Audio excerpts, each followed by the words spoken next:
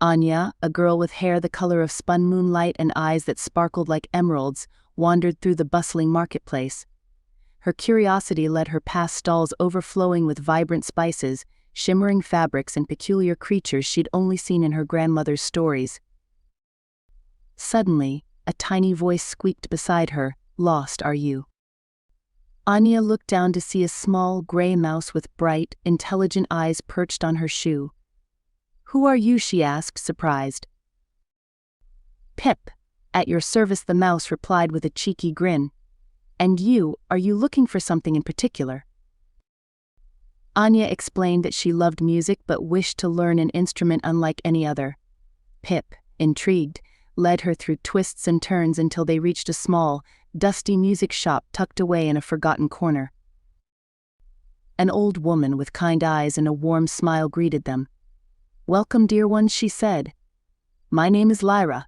What brings you to my humble shop?" Anya told her about her search for a unique instrument.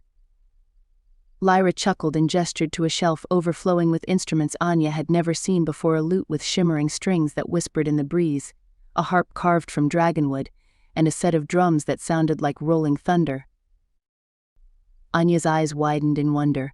As she inspected each instrument, Pip scurried around, sniffing and squeaking. Suddenly he squeaked excitedly and jumped onto a dusty, spiderweb-covered case nestled in the back.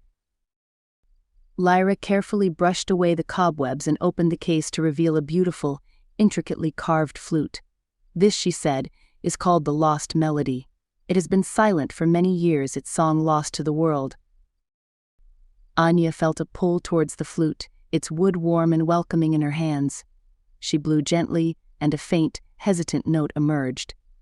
Then another, and another, until the flute filled the shop with a melody unlike any Anya had ever heard.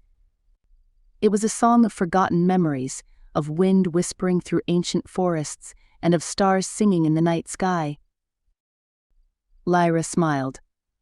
"The lost melody has found its voice again, and you, young one, are its conductor." Anya looked at Pip, his eyes sparkling with joy. Together they left the shop, filled not only with a unique flute, but also with the promise of sharing the lost melody's forgotten song once again with the world.